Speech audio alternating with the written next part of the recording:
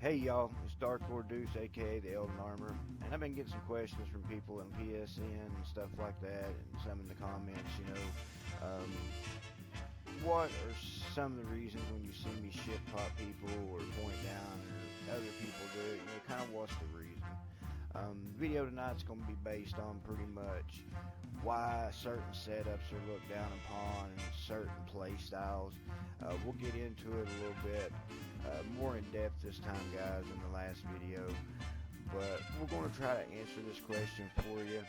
We'll have some unwritten, I guess you'd say, duelist rules that are something you don't have to do, but as a true duelist, you don't do. And when I say that is there's certain situations like if you get down real far in health because of latency or lag, the main one would be switching to the Royal Remains and the red and blue feather. Really, guys, when you're dueling, the Royal Remains, people think it's a joke, but that shit is really overpowered. And I'll kind of show you guys why if we can get to it in this video. But without any further ado, or ass kissing involved, if you like the video, like, subscribe, and share. And if you don't, well, fuck off. I guess that's all I can tell you. I mean, you got the button there, bub. If you don't like the content, say I'm an asshole, leave it in the comments.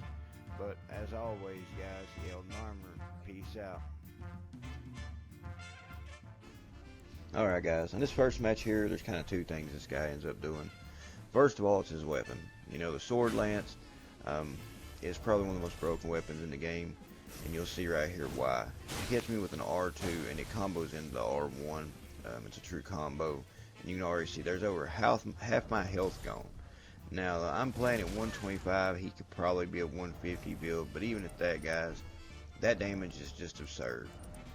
So it's one of those weapons that some people like it, but they hate fighting against it, and it's just cause of the damage, and you're pretty much going to always be on the retreat because at any time if you get hit with the R2, like I said, the R1's guaranteed.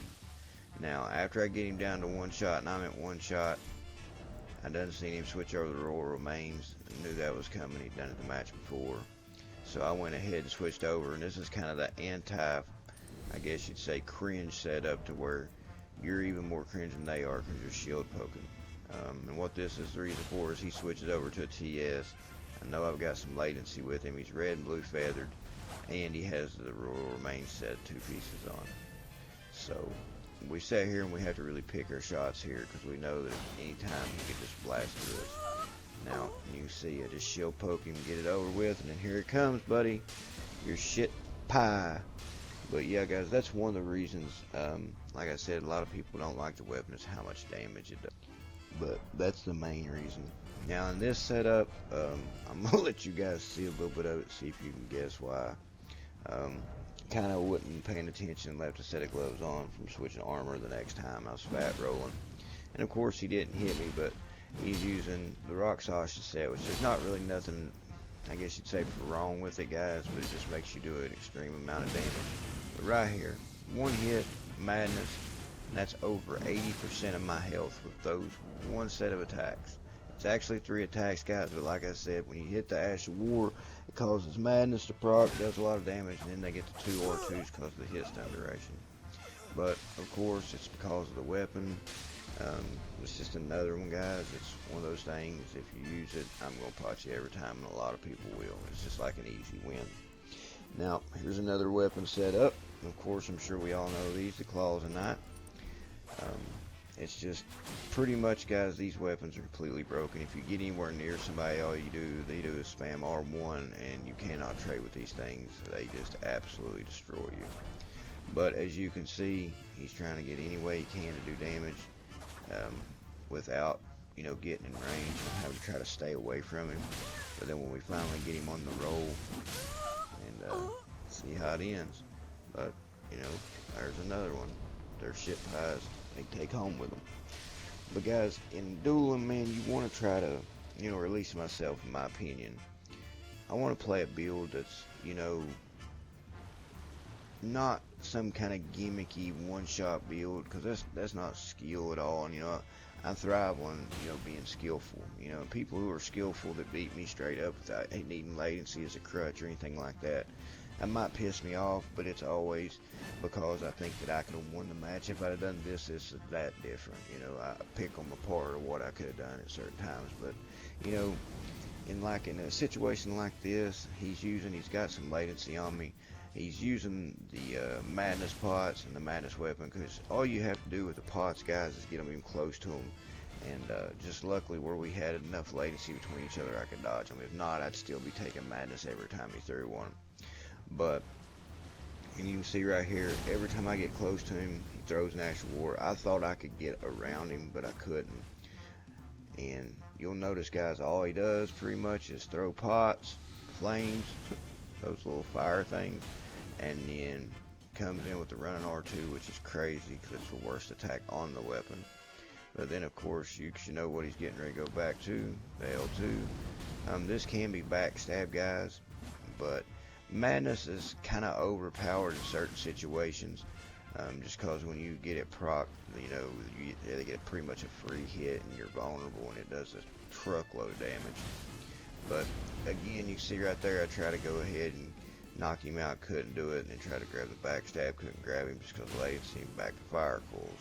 So pretty much he's using a weapon that has a skill on it that, or I guess you'd say a status effect, that no matter if he even hits me or not, it's going to cause damage if I don't keep curing it. Then he's not wanting to really come in and, per se fight unless it's a running R2 or an L2, and then he wants to step back and throw things, which I know there's timing on them, so they're kind of easy to dodge.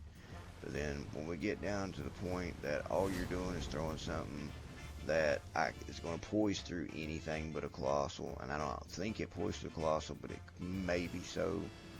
But then all you want to do is run, and when I get close to you, you know what I'm saying, try to make me whiff. But mainly it's because of the play style, not necessarily the weapon. But when you're just constantly spamming an L2 button, or things like that, it's one of those that a lot of people are going to get irritated, especially myself. And then when all you're doing is hitting L2 and then jumping back and throwing some flame coils and this and that to try to get somebody caught at low and shot. Everybody's different. They can tolerate different things. These are some of the things that bother me, specifically with the weapons and things like that.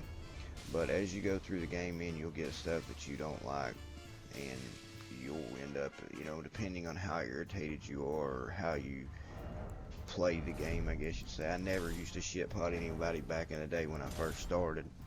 And then, once you get down the meta and get into a lot of the cringe things, the play styles, the weapons and things like that, it'll kind of change you a little bit.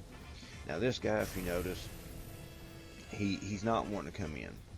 He wants me to attack, and then the first time he finally comes in, he gets off before I do, but he'd already seen me start towards him. Like I said, I fought this guy a couple times, so he knew when I started towards him I was coming in.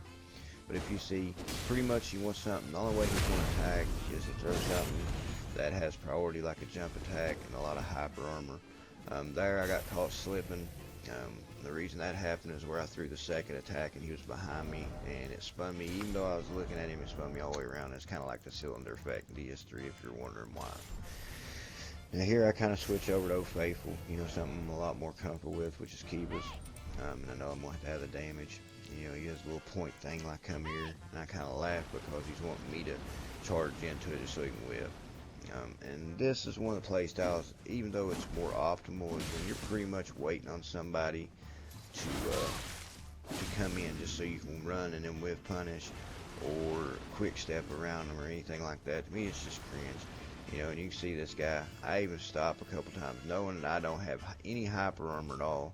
He's not willing to break the threshold of neutral unless he knows he's in a running attack or something like that with a weapon that's going to have a shitload of hyper armor and come through. Me, where I don't play with anything that has hyper armor, I have to be real cautious. It's more of a skillful weapon than anything. And you can see I catch him with a 3-piece and he's up out of there. And then I have to look for him, but there you go, guys. He takes his ship high home with him too. But now, like I said, guys, there's a lot of different reasons this will happen. This cat here, man, I've shit-potted him so many times, it's crazy. He gets on my nerves a lot with the way he plays. But his play style is pretty much to run away, light roll if he comes in to get away from you.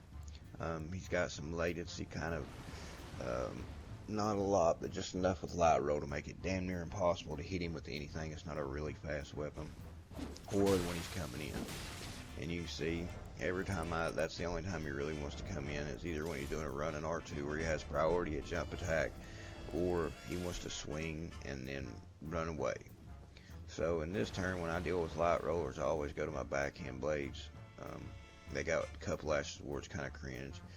Sometimes I play with them just to kind of aggravate people. But you can see right there, the blind spot does not have hyper armor or any kind of iframes, guys. You can get caught at any time with it. So a lot of people that say it's broken, it's not really broken. Blind spot can be dodged really easy. The only time you're really going to get caught with it is if you don't know how to cancel an attack or an animation. But you can see here I switch over and I'm being cringe as hell just because it's like the 7th fight of that day. And you know what I'm saying, I'm tired of dealing with it because I think at this point this was like 10 fights straight. And the first 4 fights, all I did was really run and chase him all the way around the arena until finally, get him down to where I can kill him, and then he keeps running and you see dodging. And when you're light rolling, it's really hard to get caught. Even though his spacing's pretty good, guys, the light roll, what's crazy about it, and the reason it's kind of broken, is because you can actually light roll faster than people can run. And in that situation, I did use a lot of cringe shit too, but it's just cringe against cringe, guys. But like I said, you got to make the choice of what you want to do. But yeah, guys, getting back to kind of the 3 unwritten rules of dueling. Number 1, if you play with people who are really into dueling, competition, things like that, number 1 is there's no healing, guys. There's no healing whatsoever. Bestial vitality. The only thing that would not be considered acceptable, I guess you'd say acceptable, would be like the Blessed Dew talisman. Now you see these icon shields on people's backs and things like that. That's not one of those that's going to get you very far with it. Nobody in duels really believes in any kind of passive healing or anything like that. Or, like heal from far. So kind of the first written rule, guys, is besides the Blessed Dew, at the very most, an icon shield with Blessed Dew. Other than that, no passive healing. In tournament play, you get no healing at all. No passive healing as far as the Blessed Talisman or the Icon Shield.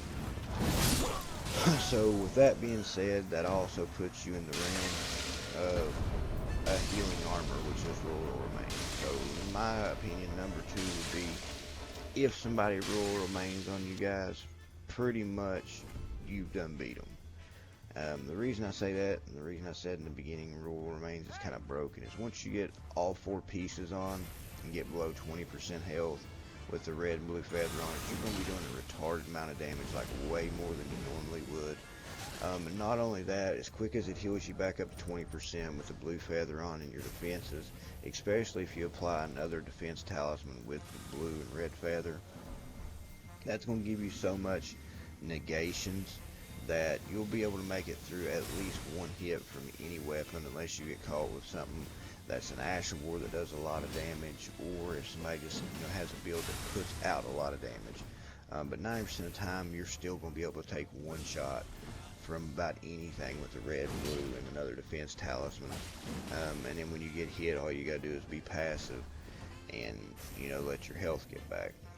Number 3, in my opinion, guys, this kind of the unwritten rule of dueling, is you can't talk shit unless you're the same level. That means pretty much if you beat me, I'm 125 and you're 150.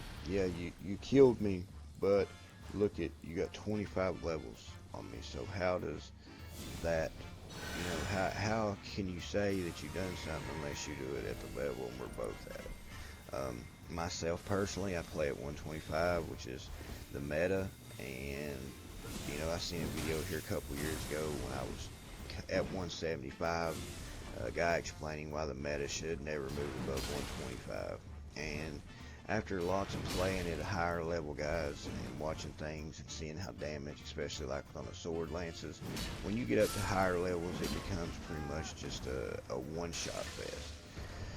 So, with that being said, guys, all in all, the main things you want to do is you want to be the same level. You don't want to use any kind of healing.